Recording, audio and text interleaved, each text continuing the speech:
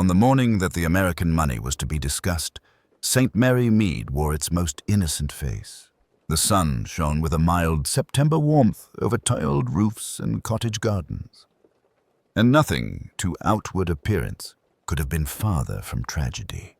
The baker's boy whistled as he pedaled down the high street. Mrs.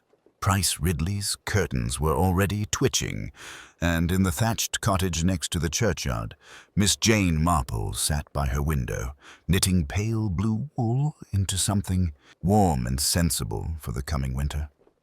She paused once or twice in her knitting to glance across at the vicarage. Already, carriages and small motor cars were drawing up before its white gate. Mrs. Caroline Hewitt, the vicar's energetic wife, was giving a garden tea in aid of the church roof fund, and, as every soul in St. Mary Mead knew, there was to be an especial attraction, an American gentleman with legal papers, and, far more important, with news of a most remarkable legacy. $100,000, murmured Miss Marple thoughtfully, her needles clicking. She had heard the sum 3 times that morning already, and each time it had seemed to grow in magnitude. Miss Hartnell at the butcher's had rendered it murky by conversion into pounds and shillings, and old Mr. Porter had darkly hinted that no good ever came of foreign money. Human nature, Miss Marple reflected, is much the same whether one deals in pounds or dollars, only the figures alter. At the vicarage, Mrs. Hewitt flew from table to table, rearranging plates of sandwiches with nervous energy. She was a pleasant, good-hearted woman, rather untidy, with a habit of talking too fast when excited, which was nearly always. Reverend dear, do straighten that hymn board.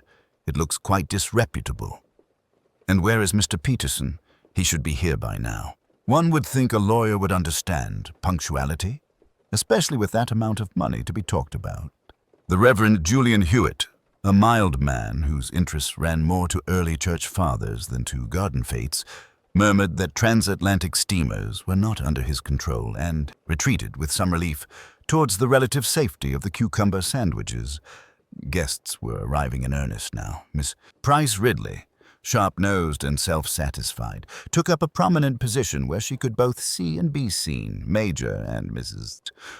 Harper, newly retired to the village and anxious to be thought of as quite one of us, laughed too loudly at nothing in particular. Doctorette Leonard Haydock, square-shouldered and competent, balanced a teacup in one hand and submitted with resignation to Mrs. Hartnell's inquiry, big piece, about her rheumatism. "Oh, there is dear Miss Marple," cried Mrs. Hewitt with genuine pleasure as the elderly lady came quietly through the gate. "We were beginning without you. Fancy, an American will reading in St. Mary Mead. It's like something in a book." Miss Marple smiled, a little deprecatingly. "Well, my dear, Americans have uncles and cousins much as we do, and I dare say they quarrel over money in much the same way. It is all very human." But this is quite romantic," said Mrs. Hewitt. "Imagine, it seems old Mr. Carmody, who stayed at the Blue Boar one summer, it must be 20 years ago, has died and left $100,000 to a certain resident of St. Mary Mead, to be identified by my attorney, Joel Peterson, according to my private instructions. Isn't it extraordinary?" "Very," said Miss Marple. Her blue eyes rested a moment on various faces about the lawn, on pretty, anxious Lydia Greenway, the innkeeper's daughter, pouring tea with trembling hands, on Dr. Haydock, frowning slightly, on Major Harper, who had turned sharply at the mention of the sum. Money, Miss Marple knew, did not so much alter character as illuminate it. A small, sleek motor car drew up outside. There was a perceptible stir. Heads turned. Mrs. Price Ridley adjusted her hat with a movement that suggested the House of Lords was about to assemble. A short, neat man in a dark suit stepped out, carrying a leather attaché case. His fair hair was thinning. His face, though unremarkable, had the alert, guarded look of one accustomed to other people's secrets. "Mr. Peterson, I presume," trilled Mrs. Hewitt. How delightful. Everyone is simply on tenterhooks. Joel Peterson's smile was courteous but faintly harassed. Ma'am, I'm honored. I hope I have everything in order. Mr. Carmody was a very particular gentleman. Tea was served. People spoke in lower voices now. Laughter was more frequent, but it had a strained note. The attaché case, placed carefully at Peterson's feet, seemed to exert a quiet magnetism. At length, Mrs. Hewitt clapped her hands. If I could have your attention, Mr. Peterson will make his little announcement from the summer house, I think. It will be more ceremonial, don't you agree? There was a general rustle and movement across the lawn towards the rustic structure at the far end, half hidden by laurel bushes. Miss Marple, slower than the rest, remained a few paces behind her, observing rather than pressing forward. Dear me, she thought, one might almost imagine a prize pig being judged at the flower show. They reached the summer house. The little crowd, expectant and a trifle breathless, parted to permit Mrs. Hewitt and the vicar to enter. Mrs. I. Hewitt's bright voice rang out, then broke off in a queer, strangled sound. The vicar's exclamation followed, shocked and helpless. Good Lord! For Joel Peterson lay on the summer house floor, his neat suit rumpled, his attaché case flung open beside him, and on the worn wooden boards, in a small but terribly distinct pool, was blood. For a few charged seconds, no one in the parish hall moved. The warm, stuffy air seemed to press upon them all, trapping the mingled scents of polished wood, lilies from the altar, and that faint, acrid trace Miss Marple had noticed. Then, everything happened at once. Give him air. For heaven's sake, give him air, cried Mrs. Bantry, though there was more curiosity than medical knowledge in the command. Stand back, all of you, Dr. Haydock said tersely, already loosening Mr. Fletcher's collar. Colonel Melchett, with the instinct of a man accustomed to taking charge, began ushering people away from the limp figure in the chair. Miss Marple remained seated, her hands quiet in her lap, her expression one of gentle concern that concealed a mind working rapidly. She observed the half-circle of villagers forming, those who bravely wished to look, and those who bravely wished to pretend they did not. She noted, too, that Mr. Pemberton, the solicitor, had gone a peculiar shade of grey and seemed to be staring at the envelopes on the table, as though they were explosive devices. After a minute, Dr. Haydock straightened and shook his head. He's dead, he said shortly. Been gone some minutes, I should say. A heart attack? Ventured the vicar, his voice hopeful. Death in a parish hall was lamentable, but an act of God was so much more comfortable than an act of man. Dr. Haydock's brows drew together. Possibly, he said slowly. Possibly. I want a better look. Melchett, this is for you, I think. No one leaves the hall. Colonel Melchett nodded. You heard the doctor, he said, his voice carrying over the murmurs. Everyone stay where you are. Craddock, go to the station. Telephone the county police. Say we may have suspicious circumstances. Inspector Craddock, who had been standing discreetly near the back, already half suspecting his afternoon was not going to remain uneventful, slipped out with a grave nod. Miss Marple, from her chair, watched faces more than actions. Shock in some, distaste in others, and, so she thought, a very curious expression of mingled relief and annoyance on the face of Mrs. Martha Simmons, still hovering by the door. Not fear, exactly. Something subtler. It is so very distressing, Miss Marple murmured, almost to herself, yet loud enough for Mrs. Bantry beside her to hear. Such a long way to come, and then to die at once. Americans are so energetic. One never expects them to die quietly. Poison, Mrs. Bantry whispered, eyes alight. It must be poison, Jane. It always is, when they clutch their throat like that. Sometimes, Miss Marple agreed mildly, though there was Mrs. Jenkins in Oldbury, indigestion, but she managed to give a very convincing impression. Her gaze drifted, apparently idly, to the small refreshment table at the side of the hall. A neat row of cups, a large brown teapot in a floral cozy, a plate of seed cake, another of bath buns. Beside one of the cups, now empty, lay a little silver spoon, set slightly apart from the others. The others rested neatly in a saucer. It was a trifle, of course. Things were often trifles until one knew better. "Shocking business," Mr. Pemberton muttered, more to his documents than to any human being. "And the will? The instructions?" "The letters can wait," said Colonel Melchett sharply. "They are, I take it, safe?" "Oh, yes, quite safe." Mr. Pemberton's hand fluttered protectively over his briefcase. "Sealed, all of them. My firm is very particular." "Good," said Melchett. "They'll remain so until the police have done what they must." Miss Marple's eyes came back to the dead man. Her mind, however, wandered 20 years into the past, to an awkward, loud American tourist who had tried to tip the vicar for his sermon, and who had once, she remembered quite distinctly, been refused extra hot water at the Blue Boar because of some minor dispute. Americans, she thought, tended to remember injuries, and, occasionally, kindnesses with disproportionate vividness. $100,000 for kindness. A dead man before he could name to whom. And somewhere, in this very hall perhaps, someone who had counted on that very thing. Her gaze came to rest again on the overturned teacup by Mr. Fletcher's chair. "Funny," murmured Miss Marple very softly. "I do not remember his fetching his own tea."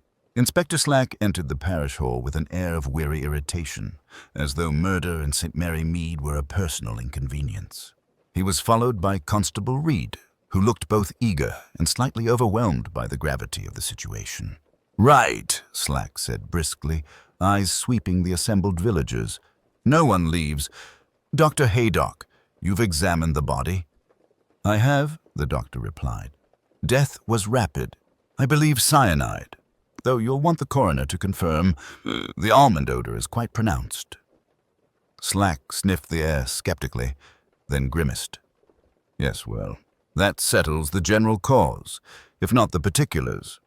Constable Reed, cordon off the area around the body and the refreshment table. No one is to approach either." He moved towards Mr. Fletcher's chair, stepping carefully around the overturned teacup.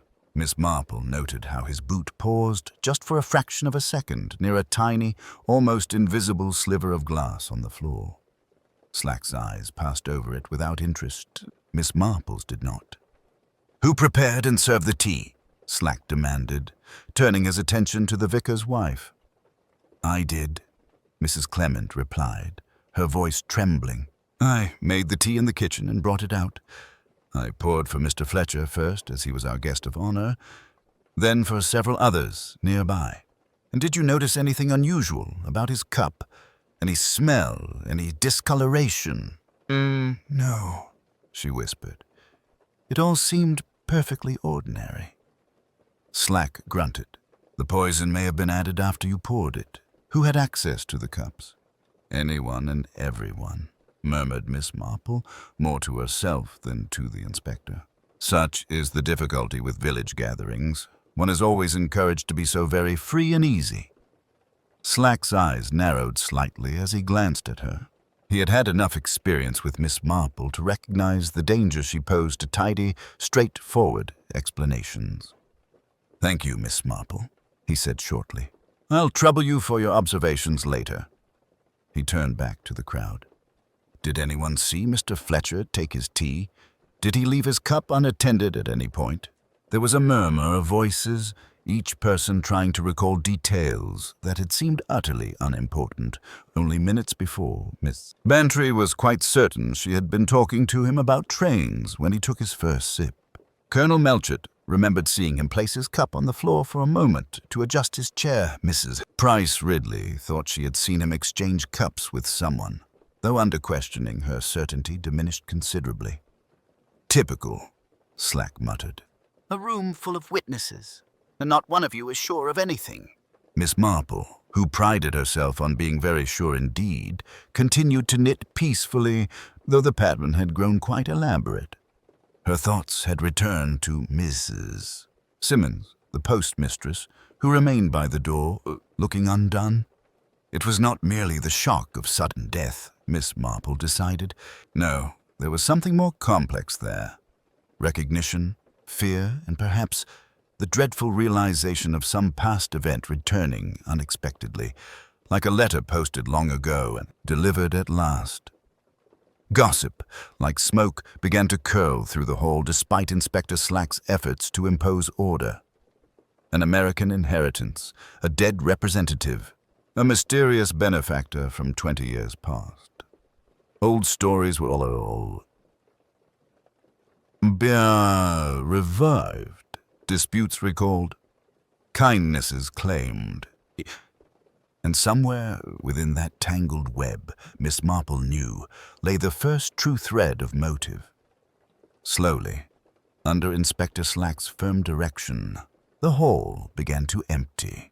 People were allowed to leave only after giving their names and addresses, which seemed faintly absurd in a village where everyone knew everyone else's particulars, far better than, the police did. Yet formality had its place, and Slack relished it.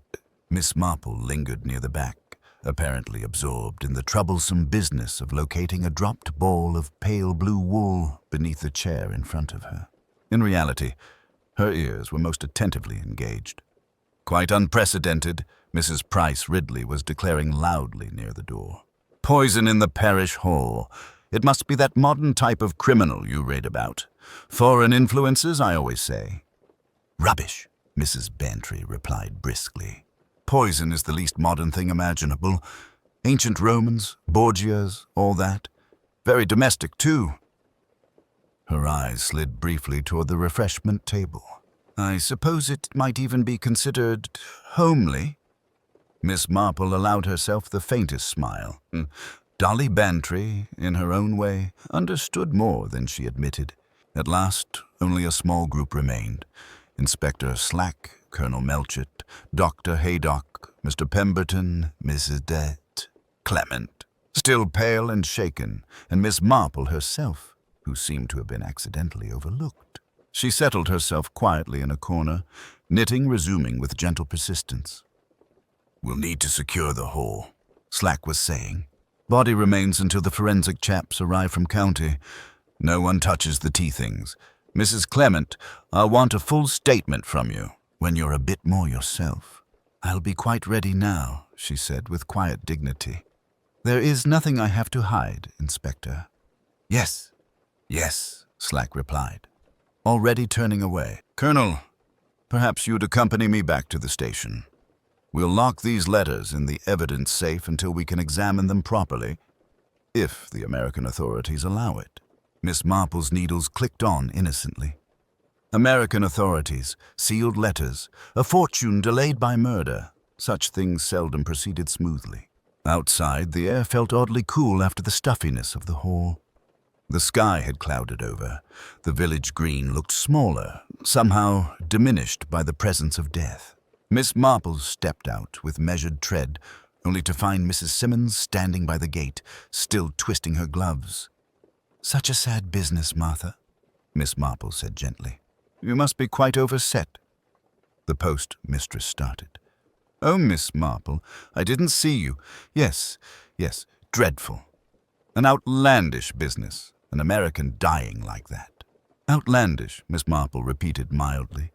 And yet you seem to recognize him. It can't be, but it is, you said. That suggested more than mere surprise at a death, did it not?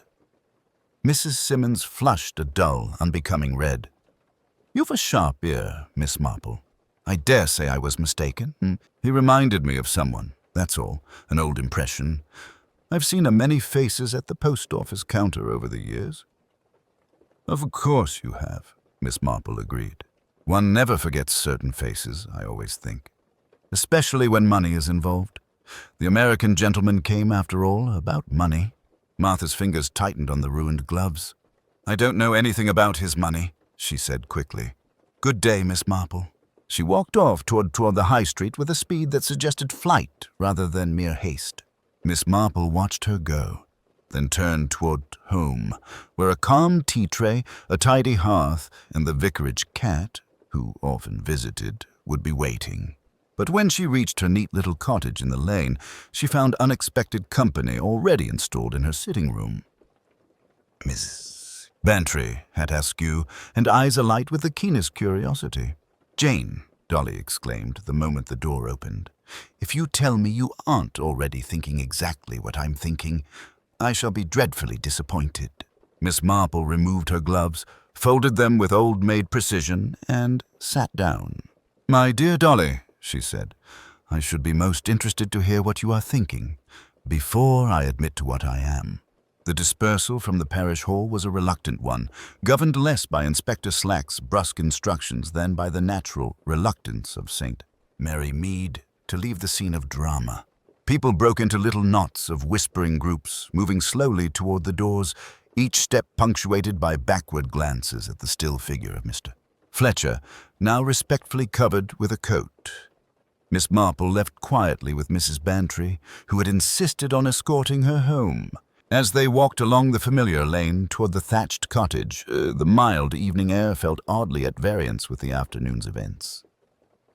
"To think, Mrs. Leahy," Bantry declared, her voice quivering with combined horror and excitement, "poison in our own parish hall. Dolly Henderson's baby christening was the last time I saw such a crowd in there, and the only danger then was someone dropping the cake. Do you suppose the murderer is one of us, Jane? Someone we know?"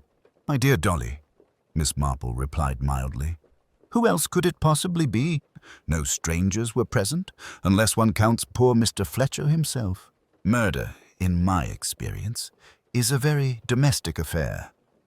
Mrs. Bantry shivered with delighted apprehension. "And over money, of course. £25,000. I should imagine half the village is mentally rehearsing any little kindness they might have shown that American 20 years ago." Miss Marple's eyes twinkled faintly. Human memory can be remarkably flexible when financial benefit is involved.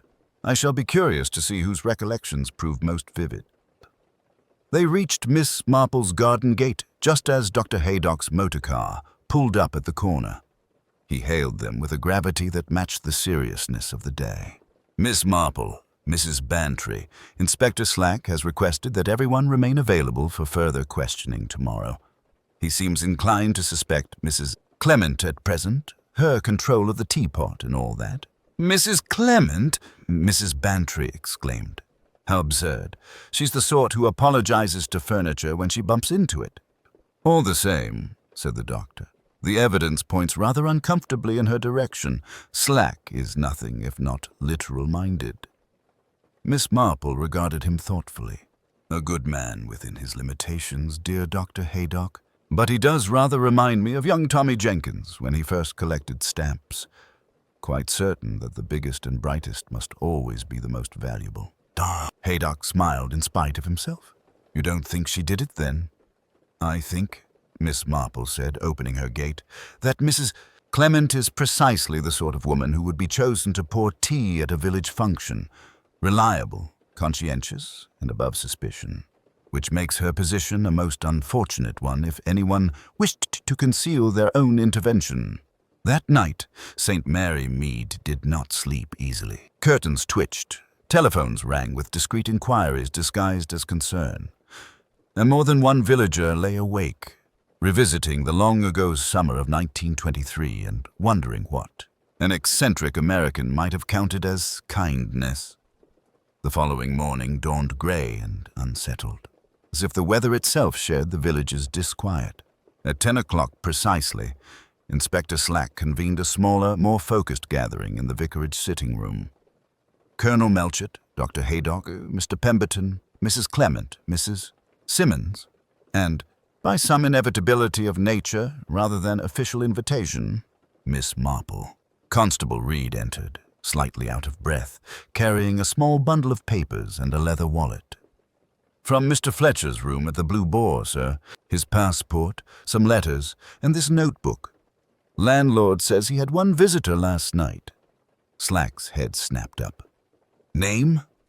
Constable Reed consulted his notes. "Mrs. Martha Simmons, sir. She was seen leaving about 9 o'clock. All eyes turned to the postmistress. Mrs. Simmons flushed a dull, mottled red. her hands twisting in her lap. Miss Marple, watching her closely, noted not guilt in that reaction, but fear. A deep, long-nursed fear that had very little to do with cyanide and everything to do with the past. All eyes fastened on Mrs. Simmons, whose usually brisk, competent manner had entirely deserted her. She seemed smaller somehow, diminished under the collective scrutiny of St. Mary Mead. Inspector Slack moved nearer, notebook ready, but it was Miss Marple's gentle, expectant gaze that finally drew words from the trembling woman. "I knew him," Mrs. Simmons said at last, the words dragged out as though against her will. "Not as Mr. Fletcher, not by that name, but I knew his face. I couldn't mistake it, not after all these years." "From the summer of 1923, Miss Marple asked quietly. The postmistress turned toward her, startled. "Yes," she whispered, "from that summer." A murmur ran through the room, more felt than heard. Everyone in St. Mary Mead knew there had been something that summer. A vague recollection of an American gentleman at the Blue Boar, a few whispered suggestions of impropriety, quickly smoothed over in the press of the years. But details had been blurred, and respectable people did not ask too closely. "I was Martha Briggs then," she continued, her voice gaining a sort of desperate steadiness. "I worked as a chambermaid at the Blue Boar. Cornelius Whitman stayed there 5 weeks. He was older than me, but kind, and lonely. We talked, sometimes, more than we should. I thought—" She broke off, flushing painfully. "Well, I thought a great many foolish things." Miss Marple's needles clicked softly, her expression serene. She had seen many such stories play out, in villages and towns and faraway places alike. "Mr. Whitman left suddenly," Mrs. Simmons went on. "They said he'd had word of some business in London. He promised to write. He never did. And then—" She swallowed. "Then I discovered I was going to have a child." There was a sharp intake of breath from several matrons, though no one feigned surprise. Human nature in St. Mary Mead had never been as spotless as lace doilies pretended. "I was sent away to an aunt in Gloucester. The baby was stillborn." Her jaw tightened. "I came back the next year as Mrs. Simmons, married to George, who thought the child had been his, God rest him.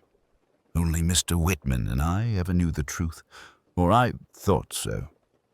"And this Mr. Fletcher?" Inspector Slack prompted. "Where does he come in?" "He came to the post office yesterday afternoon," Martha said. "Wanted to know about old records, hotel registers, people who'd been here in 1923. I told him those were gone. Then he showed me a photograph of Mr. Whitman as a younger man. I nearly fainted. He watched my face very closely." Miss Marple nodded slightly. "An American emissary, checking reactions, searching for some witness still alive, as the telegram had put it. He asked me if I knew of any irregular events that summer," Martha whispered. "Any quarrels? Well, babies." I lied. I told him there'd been nothing of the sort. He looked disappointed, but also relieved in a strange way. Said there would be a reading of a will today, and that certain past events might come to light. He invited me to attend."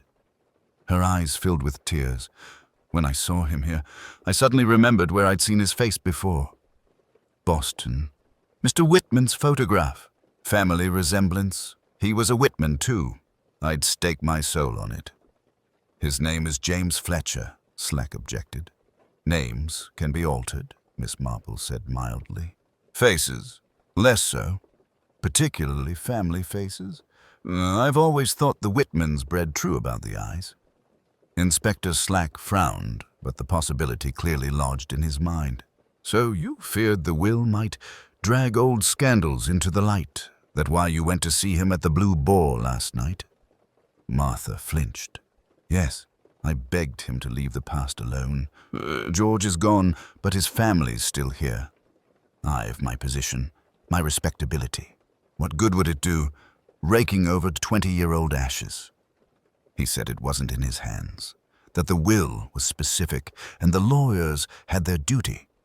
But he seemed troubled, as though there was something he wasn't telling me. Miss Marple leaned forward ever so slightly. Did he mention who the intended beneficiary was?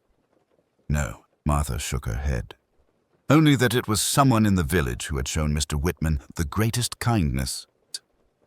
He said he'd discovered something about that person, something that complicated matters. Then he stopped, as if he'd said too much. And now, Inspector Slack said grimly, he's been poisoned before he could say any more. Very convenient that for someone. Miss Marple's eyes drifted toward the 3 tampered envelopes in Slack's hands. Someone had known, or suspected, the beneficiary's identity even before Fletcher arrived. And someone in the room now listened with particular tension when that vague phrase, greatest kindness, was repeated. It's most curious, she remarked mildly, how differently kindness can be interpreted in St. Mary Mead. I have often observed that what one person calls kindness, another might consider quite the opposite. Her gaze rested just for a second on Mr. Pemberton, whose fingers tightened almost imperceptibly on the arm of his chair. Inspector Slack accepted the briefcase from Constable Reed with a gravity that suggested he now understood its potential importance. The villagers watched in tense silence as he placed it on the trestle table, flicked open the clasps, and began examining the contents with methodical care. Papers were neatly bundled in manila folders, each labeled in a precise American hand. One bore the title, Whitman Estate, Primary Bequest. Another, Sit. Mary Mead, 1923. Visit, Notes and Observations. It was this last folder that drew Slack's attention, though Miss Marple's interest was more keenly fixed upon a thinner, unmarked envelope tucked discreetly at the back. Let's start with this, Slack muttered, opening the folder of notes. Inside were several closely typed pages, interspersed with handwritten annotations. He read aloud with some difficulty, his voice taking on a faintly grudging respect for the meticulousness of the dead American. During my convalescent stay in the village of St. Mary Mead, I observed a number of tensions and undercurrents beneath the tranquil surface. One incident in particular left a lasting impression, the drowning of a young woman, Sarah Thornton, in the mill pond on August the 28th, 1923. Though ruled accidental, certain circumstances surrounding the event and the conduct of several persons involved led me to question the conclusion. A murmur ran through the hall. Miss Marple, who remembered that summer with her usual clarity, recalled the incident vaguely, a visiting girl, a tragic accident, but had never suspected anything more sinister. Then again, in those days she had not yet consciously turned her full attention to the study of crime. That came rather later, with practice and experience. Inspector Slack continued, I was prevented from intervening at the time by my own ill health and lack of influence. However, I have since resolved that, should I die with my mind still sound, I will see that some form of justice is done, if only by ensuring that those who showed kindness are rewarded and those who showed cruelty are at last revealed. Quite a sense of drama, your American millionaire, Dr. Haydock remarked dryly. Miss Marple's eyes, however, had drifted to that unmarked envelope, now partially visible as Slack shifted papers aside. It bore the faint indentation of sealing wax long since removed, suggesting it too had once been sealed. If I might trouble you, Inspector, she said mildly. That smaller envelope at the back, it seemed rather as though it has been consulted more recently than the others. Slack hesitated, then drew it out. Inside was a single sheet of hotel notepaper headed Granville Hotel, London, covered in Fletcher's compact handwriting. He read silently at first, then aloud when he realized its significance. Arrived St. Mary Mead, 10th instant. Confirmed existence of original witnesses, M.S., postmistress, C.B., local landowner's wife, and D.H., village doctor. All present on night of incident. Whitman's recollections largely corroborated by parish records and local gossip. Suspected beneficiary identified. The one who acted with compassion toward the victim before her death and after. Note: Whitman insists this person also unknowingly holds key evidence. Warning: at least one other person who profited from the incident likely to react violently if truth threatens to surface. All eyes immediately, almost comically, flicked toward Dr. Haydock, then to Mrs. Bantry, and finally to Mrs. Simmons, as though the initials branded the mare. Haydock merely raised his eyebrows. Mrs. Bantry flushed a deep, offended pink. Mrs. Simmons shrank further into herself. Miss Marple, meanwhile, considered something rather different. Unknowingly holds key evidence. That was a very particular phrase, and it gave her the faint, familiar thrill that came when a half-seen pattern began to take shape. Nothing here about who the beneficiary actually is, Slack grumbled. Just more mystery. He shuffled through the remaining pages impatiently. If Fletcher knew, he didn't see fit to write it down plainly. Perhaps, Miss Marple suggested gently, because it was already written elsewhere, in those tampered letters, for instance. Someone clearly thought the identity worth discovering in advance. Before Slack could respond, the parish hall door creaked open and a hesitant figure appeared. Mr. Jarvis, landlord of the Blue Boar, his cap clutched nervously. "Beg pardon, Inspector," he said, "but there's something you ought to see. In Mr. Fletcher's room. I didn't like to touch it myself." Slack frowned. "I thought we'd already—" "No, sir," Jarvis interrupted, swallowing hard. "This is new. It weren't there when the constable came. Someone's been back after."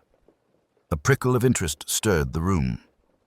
Miss Marple's fingers closed quietly around her knitting bag. Someone had risked returning to the dead man's room after the police search to place or remove something. That, she knew from long experience, usually meant desperation, and desperate people, however clever, were liable to make small, revealing mistakes. The parish hall gradually emptied under Inspector Slack's directions, villagers drifting away in tense clusters of 2s and 3s, their whispers following them down the lane, like trailing smoke. Officially, everyone was requested to remain available in the village, which in Saint Mary Mead meant that parlors and kitchens soon filled with speculation that would rival any newspaper. Miss Marple, having made herself as inconspicuous as possible during the dispersal, walked home at her usual unhurried pace. The early evening light lay soft on the cottages and hedgerows, belying the ugliness now coiled beneath the village calm. She let herself into her neat house, set her hat carefully on its peg, and put the kettle on. She was not surprised when, 10 minutes later, Dolly Bantry arrived without the courtesy of a knock, as was her habit in times of crisis. "Jane, it's perfectly frightful," Mrs. Bantry exclaimed, sinking into the nearest chair. "Murder at the reading of a will, and now they're saying Sarah Thornton was murdered too. You remember that summer?" Miss Marple poured 2 cups of tea, her movements precise. "I remember it very well indeed, Dolly. Such a pretty girl, and very foolish about young men, if I recall correctly." "Foolish? She was absolutely reckless," Mrs. Bantry said, warming to her favorite topic. "Character. Flirted with anything in trousers. I always said she'd come to a bad end. Though I admit I didn't quite have drowning in mind." Miss Marple's eyes twinkled briefly. "One seldom does. Tell me, Dolly, do you recall whether she had expectations of marriage, for instance?" Dolly hesitated. "Well, there were rumors, of course. There always are with a girl like that. Some said she'd set her cap at Lionel Weatherby before he went off to India. Others muttered about someone from outside the village. There was the talk of a quarrel by the pond that very night, but no one seemed to know with whom." Miss Marple sipped her tea thoughtfully. "How curious. Mr. Whitman evidently knew. He may not have known the name, but he'd seen enough to recognize the quarreling person again, at least in general outline." Dolly shivered. "And he chose to engineer this dreadful bequest? Very American of him. Money as moral instrument." "People use what tools they understand," Miss Marple said mildly. Mr. Whitman seems to have believed that the kindness shown to him would identify the right person. That sort of thing happens far more often than people realize. I once knew a charwoman who, but her anecdote was interrupted by a brisk knock at the door. Without waiting, Inspector Slack stepped in, his expression a mixture of irritation and reluctant respect. Miss Marple, Mrs. Bantry, I might have known I'd find you two together, discussing the case. Only in the most general terms, Inspector, Miss Marple said placidly. Have you discovered something new? Slack produced a small plastic evidence bag. Inside lay a folded scrap of thin foreign paper. This was found in Fletcher's shoe, tucked under the insole. The lab just rang through. We haven't the full analysis, but it appears to be a torn photograph, a corner only. American snapshot paper. On the back, in Whitman's handwriting, the words, "She knows, but does not understand." Miss Marple's eyes brightened almost imperceptibly. How very interesting. That would be the knowing witness Mr. Fletcher mentioned, I imagine. Precisely, Slack said. We're having the torn edge examined to see if it matches any of the photographs in Whitman's file. But there's more. The vicar has just remembered that Miss Thornton used to visit the post office every Thursday afternoon to send letters abroad. Regular as clockwork, he says. Dolly sat up straighter. Martha Simmons would know about that then. She knows everyone's business. And their handwriting, Miss Marple added softly. Patterns of address, regular correspondence. Postmistresses are repositories of more human drama than any confessional, I've always thought. Inspector Slack frowned. Miss Simmons is already under enough strain. She's admitted visiting Fletcher. She claims he told her nothing definite, only that someone had wronged Sarah and profited by it. Miss Marple's needles, which she had picked up again, clicked softly. Profited. Such a flexible word, don't you think, Inspector? One can profit socially, morally, romantically, as well as financially. Well, we'll see how flexible it looks when I've been through everyone's bank accounts, Slack retorted. But for now, I've something else to deal with. There's been a telephone call from the Blue Boar. The landlord reports that another guest has gone missing, packed a small case and slipped off not half an hour ago, leaving the rest behind. Which guest? Miss Marple asked quietly. Slack's answer came grimly. Dr. Haydock. Dolly gasped. But that's absurd. He wouldn't he? Slack cut in. Doctor, access to poisons, one of the initials in Fletcher's notes, and now bolting like a rabbit. If that isn't consciousness of guilt, I don't know what is. Miss Marple's expression did not alter, but her eyes grew thoughtful. Flight can indicate guilt, certainly, she said mildly, but it can also indicate fear, particularly in someone who has seen more than he has chosen to tell. Slack snorted. You may see it that way, Miss Marple. I see a man trying to get out before I close the net. I've already set roadblocks on the main road. We'll have him back before morning. When he had gone, Dolly turned anxiously to her friend. Jane, do you honestly think Arthur Haydock could be mixed up in this? He's a bit brusque, but he's always been so kind, really. Especially to some of the less fortunate cases.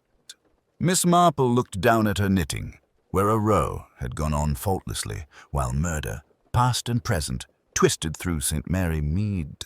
My dear Dolly, kindness and guilt are not mutually exclusive. I've noticed that very often those who have something on their conscience can be particularly tender toward the suffering of others. It is as though they are trying, in little ways, to balance some larger wrong. And you think that applies to Arthur?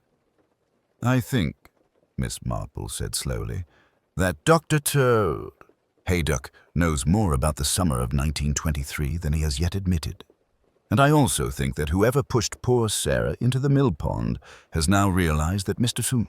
Whitman's evidence still exists somewhere and is growing increasingly desperate to find and destroy it. She set down her knitting with uncharacteristic decisiveness. It would be very interesting, Dolly, to have a little look at the parish records for that year. Births, deaths, marriages, and perhaps more revealing still, engagements that were announced, and then quietly withdrawn. For a long moment, no one spoke. The yellowed photograph lay on the table between Inspector Slack and Miss Marple like some malevolent relic, its frozen figures more eloquent than any living witness. The faces, though blurred by age and the limitations of village photography, were still unmistakable to those who had lived through that summer. Sarah Thornton stood near the mill pond, her head tilted in defiance, one gloved hand pressed against her chest. Opposite her, partially turned away yet still clearly recognizable, was a younger version of a person now present in the room, the raised arm and tense posture speaking of anger, held barely in check. A faint sound broke the silence, a sharp intake of breath, quickly stifled. Miss Marple's keen eyes moved almost imperceptibly toward its source and found Mrs. Dolly Bantry staring at the photograph with a look of stunned horror. But it was not Dolly whom the photograph condemned. Her gaze, Miss Marple noted, was fixed on someone else entirely. Inspector Slack was slower to grasp the nuances, but even he could not miss the way several pairs of eyes converged on the same figure.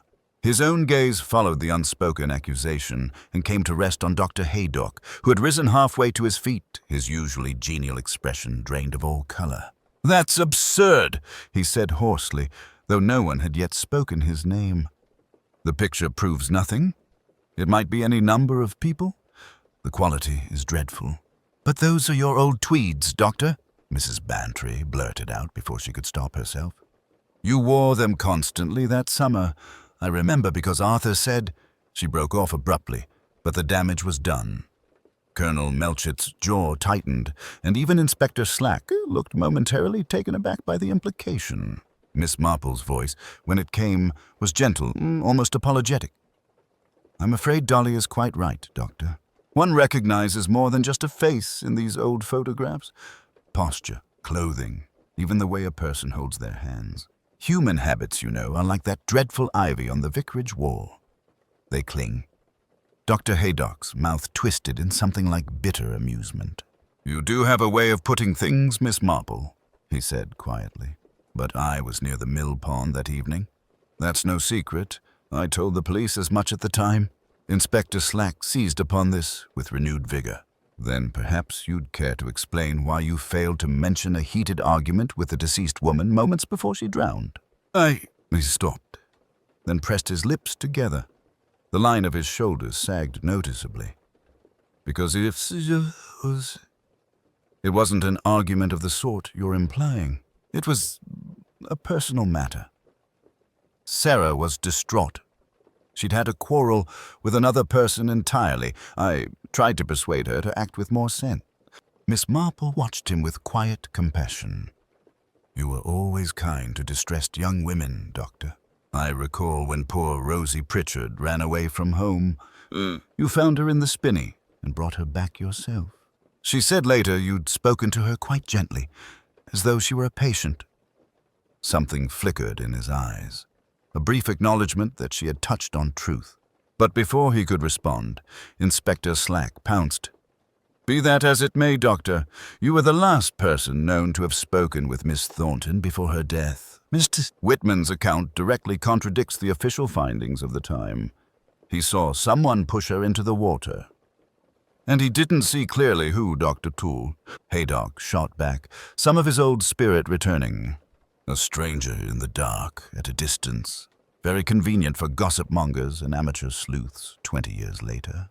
The parish hall, which had seemed spacious only hours before, now felt oppressively small, its walls closing in around them. Miss Marple noted how Mrs. Simmons had begun to weep quietly, while Mrs. Price Ridley wore the triumphant yet fearful expression of one who sees a long-suspected scandal finally approaching daylight. "But you see," Miss Marple said, her tone mild, "Mr. Whitman wasn't entirely uncertain. He may not have trusted the local police to listen, but he trusted his own recollections enough to recall certain details that struck him as important. The cut of a coat, the way a particular person hesitated before leaving the scene, and above all," her eyes rested thoughtfully on Dr. Toll, "Haydock, the fact that the person who pushed Miss Thornton into the water did not rush away immediately. but first looked round as though seeking to be sure no one had seen. "That could fit any number of people," he said sharply. "Indeed," Miss Marple agreed. "At the time, but not now. Not when combined with the inheritance, the telegram, the missing silver case, and the curious little warning about the one who brings the sweeteners. It all begins to form rather a distinct pattern, don't you think?" A subtle shift went through the room. Fear, which had hovered as a vague presence, now began to coalesce, seeking a specific host. Yet Miss Marple's eyes, though resting on Dr. Haydock, were not accusing. They were searching, waiting for something more. Because she, unlike Inspector Slack, was not yet satisfied. There remained one final piece out of place. One last human inconsistency that troubled her. And as she watched, that inconsistency revealed itself in the smallest of gestures. Not from Dr. Haydock, but from someone else entirely, whose reaction to the photograph did not match the role they had so carefully played until now. Inspector Slack moved with surprising agility for a man of his solid build.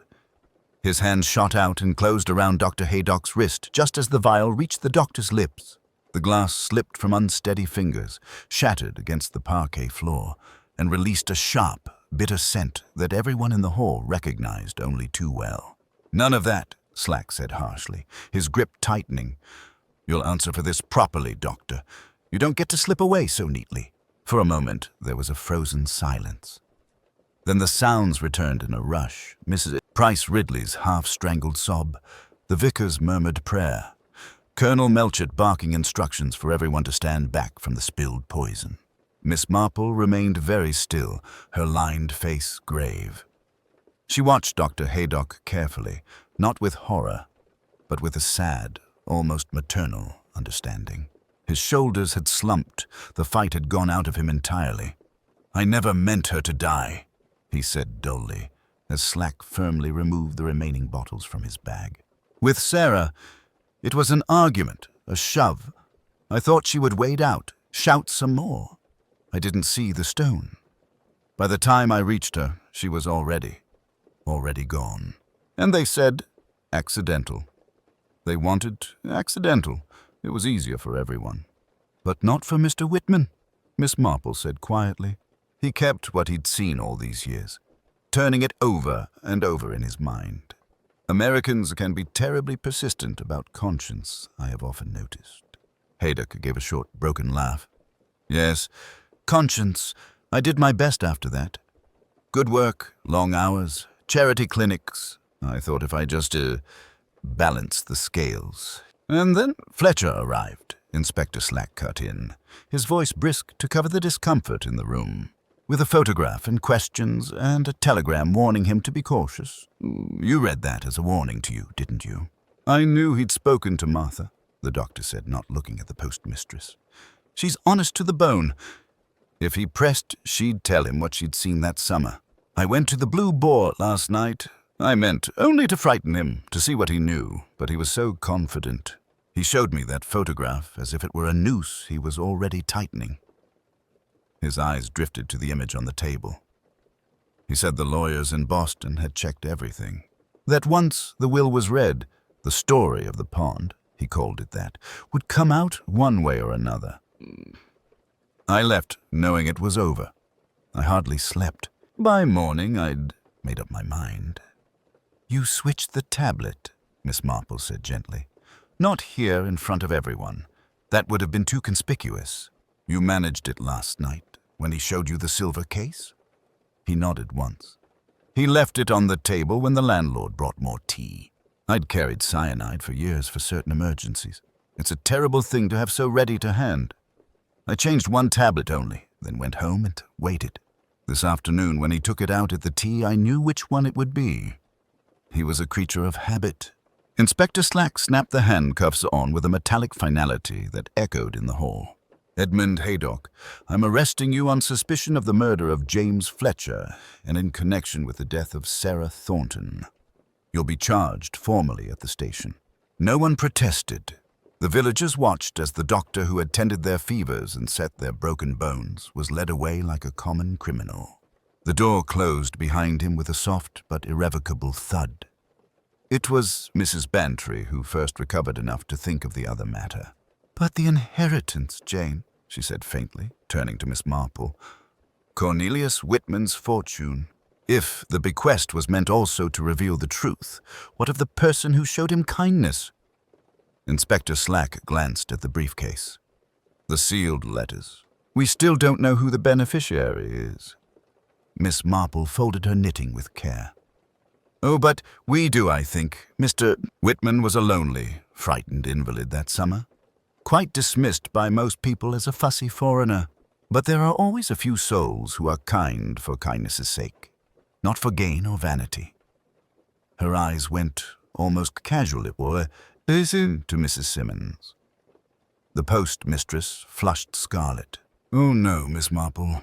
I only took him extra newspapers when his hands shook too much to sort his mail. And I walked with him by the lane some evenings when he was afraid of the dark. That's just what anyone would do." "Not quite anyone," Miss Marple said softly. "Most were too busy or a trifle bored by him. You listened, and you believed him, when no one else did." Inspector Slack, after a moment's hesitation, broke the remaining seal on the largest envelope.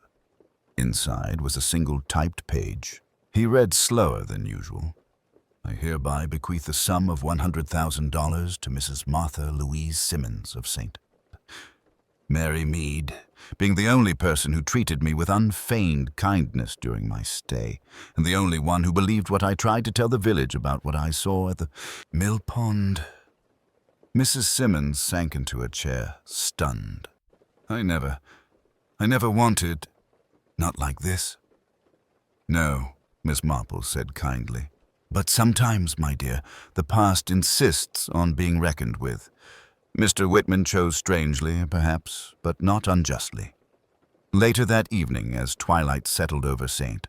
Mary Mead and the gossip thinned into exhausted silence. Miss Marple sat by her cottage window, her knitting in her lap, watching the lamplighter make his rounds. Murder, she reflected, was very seldom a sudden thing. It grew, like ivy, around an old house, slowly, persistently, from some small root of fear or vanity or selfishness, until one day it strangled the life out of everything decent. Haydock's first sin had been not the push by the pond, but the quiet conviction that he might be forgiven by good works without ever confessing what he had done. Human nature, she thought, was dreadfully consistent. But so, thankfully, was kindness. A shy postmistress, walking a nervous American gentleman home by the hedgerows, had unknowingly changed the course of many lives. She resumed her knitting. There would be talk in the village for years to come. Trust had been shaken, illusions shattered. Yet in time, St. Mary Mead would settle back into its rhythms of garden parties and jumble sales, its quarrels over hedges and its whispered romances. Evil had been done, and evil answered for. That was as much as one could hope for in this imperfect world. Miss Marple counted her stitches, smiled faintly to herself, and reflected that Ecclesiastes had been a most fitting hiding place. To everything there was indeed a season. Even, she thought wryly, a time to inherit. The days following Dr. Haydock's arrest passed with a peculiar stillness in St. Mary Mead, as though the village itself were holding its breath. People still went about their business, shopping at the high street, tending roses, attending morning service, but conversations were shorter, eyes more guarded. Trust, once given so easily to the genial village doctor, now faltered at odd moments, like a step misjudged on a familiar stair. Miss Marple sat by her drawing-room window one late afternoon, the soft click of her knitting needles keeping time with her thoughts. Outside, the lane lay quiet except for the occasional passing of a bicycle or delivery cart. Inside, the ticking of the mantel clock seemed unusually pronounced, marking the slow readjustment of village life after violence. She had been to see Mrs. Simmons that morning. The postmistress had been almost overwhelmed by the prospect of the inheritance. $50,000, it turned out, after careful calculation and the inclusion of accumulated interest. She had looked at Miss Marple with a kind of fearful gratitude. "I can't help thinking, Miss Marple," she had said, twisting her handkerchief, "that if I had spoken up in 1923 when Mr. Whitman told me what he'd seen, perhaps Sarah might have had justice sooner. Or perhaps Dr. Haydock wouldn't have gone so far." "My dear," Miss Marple had replied gently, "you were very young, and Mr. Whitman was a stranger in a village that prides itself on not changing. It is a great deal to expect that a girl in your position would challenge the assured conclusions of men in authority. You did what you could. You believed him. That is why he remembered you with such affection." She had watched as the woman's expression wavered between relief and lingering guilt. People were so often cruel to themselves, Miss Marple reflected, far more cruel than any judgment an outsider might render. Now, in the quiet of her own sitting room, she considered the case from beginning to end, as she often did with such matters. Not to glory in success, she had no taste for that, but to understand how the pattern had truly formed. There was, she thought, something particularly sad about Dr. Haydock. Not a monster, not even what one might call wicked in the ordinary sense, but a man who had let one cowardly moment define the rest of his life. First the accident at the mill pond, then the decision to flee and remain silent, then years of building a life of apparent decency on that rotten foundation. And when the past came back in the person of James Fletcher, he had taken the one step that made return impossible. "Once you begin with concealment," she murmured, neatly turning a row, "one is almost always driven further than one ever intended. I remember poor Mrs. Finch in Little Croston. It began with a fib about a lost brooch and ended with two families not speaking for 15 years. The doorbell rang, and after a moment, Florence showed in Inspector Slack. He looked, Miss Marple noticed, unusually thoughtful for a man whose work had apparently been neatly wrapped up. "You'll be pleased to know, Miss Marple," he began, attempting gruffness, "that your deductions about the Bible and the photograph were spot on. They've already been forwarded to the proper authorities. The case against Haydock will be as solid as anything I've seen." "I am relieved to hear it," Miss Marple said mildly.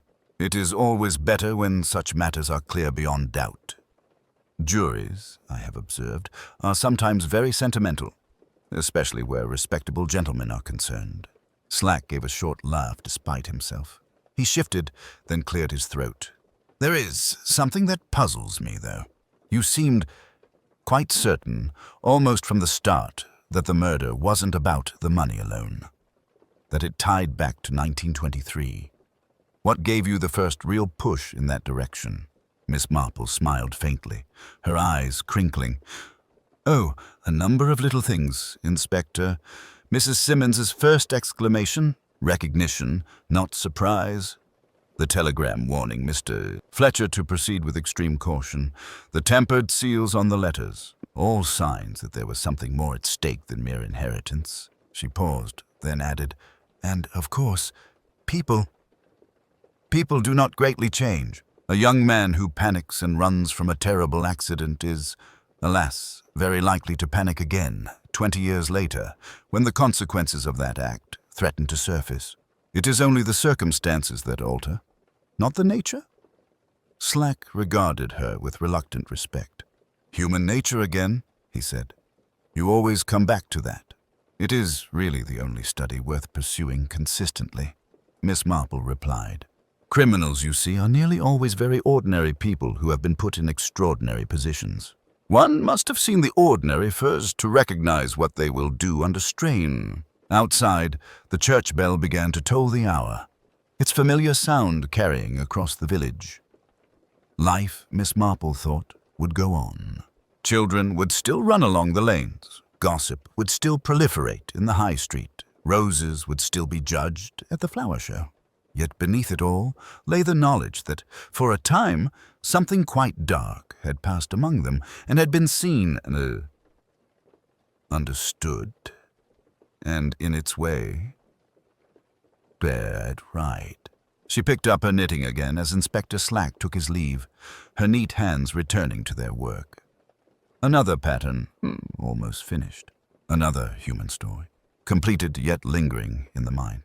And somewhere, she knew, another quiet village harbored another tangle of secrets, waiting, whether they knew it or not, for the eye of an old lady who had made a lifetime study of how very much and how very little people changed. Autumn settled more firmly over St. Mary Mead in the weeks that followed, bringing with it that soft melancholy peculiar to English villages, the sense that though life went on, it did so with memories folded carefully away like old letters in a bureau drawer. The legal machinery moved with its usual ponderous inevitability. Dr. Haydock's full written confession, taken in the presence of his solicitor, corroborated everything he had admitted in the parish hall. The quarrel by the mill pond, the panicked push, the decision to let Sarah Thornton drown rather than risk ruin, and finally, 20 years later, the cold calculation that had led him to carry cyanide to a village, gathering and substitute a poison tablet in an American silver case. The inquest returned its verdicts in due course. Unlawful killing for both Sarah Thornton and James Fletcher. The phrase had a grim finality to it, but Miss Marple knew no official language could quite contain the realities of fear, folly, and guilt that lay behind those dry words. One morning, about a month after the events in the parish hall, a letter arrived at Miss Marple's cottage bearing unfamiliar American stamps. She recognized the Boston law firm's name at once and opened it with quiet interest. It was a brief, courteous note from Mr. T. Whitman's senior partner, acknowledging, with most correct expressions, Miss Marple's assistance in bringing to fruition the late Mr. C. Whitman's moral intentions as well as his legal ones. Enclosed was a copy of a private memorandum Whitman had left, not for courts or solicitors, but for the conscience of any decent person who might someday care to know why I did what I did. Miss Marple read it in her sitting room, glasses low on her nose, the autumn light falling across the neat American script. I was a frightened man in that little village, Whitman had written. I saw a girl pushed, heard her cry, watched a body go under. I ran, I shouted, I tried to tell what I'd seen. They smiled politely and told me I was mistaken. Only the postmistress looked me in the eyes and said, "If you say you saw it, then you saw it." I have never forgotten those words. If law would not hear me, then I must trust to time and to character. Money cannot restore a life, but it can reward kindness and perhaps loosen tongues. I have chosen to make my will a sort of delayed justice. If you are reading this, then at least someone has finally listened. Miss Marple folded the paper very gently, as one might close the eyes of the dead, and sat for a while in thoughtful silence. She had, she reflected, done little more than what she always did, observe people, listen to what they said, and more importantly, to what they tried not to want. It was Mr. Whitman's stubborn conscience and Fletcher's rather brave thoroughness that had prepared the way. In the village, the sharpest edge of gossip gradually dulled, as it always did. The Blue Boar went back to serving its rather mediocre cutlets. The parish hall hosted whist drives instead of murder. Women discussed the spring flower show with renewed vigor. Yet something indefinable had altered. People, Miss Marple noticed, were a shade less complacent about their own virtue, and a degree kinder in their judgments of others. Mrs. Simmons, in particular, seemed transformed, not by the money, though the inheritance allowed her to give up the post office and live modestly but comfortably, but by the knowledge that, in a small, frightened way, she had once done the right thing when it was neither easy nor fashionable. She came to tea often, and when she spoke now, it was with the quiet assurance of someone who had learned that kindness, once given, might take a very long time to bear fruit, but bear fruit it did. On a clear, chill afternoon, Miss Marple walked alone to the mill pond. The water lay still, reflecting the bare branches like black threads on silver cloth. She stood for a few minutes, remembering Sarah Thornton, James Fletcher, Cornelius Whitman, and even poor, foolish Dr. Haydock, 4 lives knotted together by fear, vanity, courage, and remorse. "People don't really change at heart," she said softly to the empty banks. "Circumstances change, That is all? But sometimes, with enough time, the truth does find its way to the surface. Then she turned back toward the village, where tea would be brewed, curtains drawn, and gossip resumed. Another pattern had been completed, another little corner of darkness held up to the light. There would, she knew, be other mysteries, other small deceptions and large follies, wherever human nature went on being human. And Miss Marple, with her knitting and her unassuming manner, would be there to notice.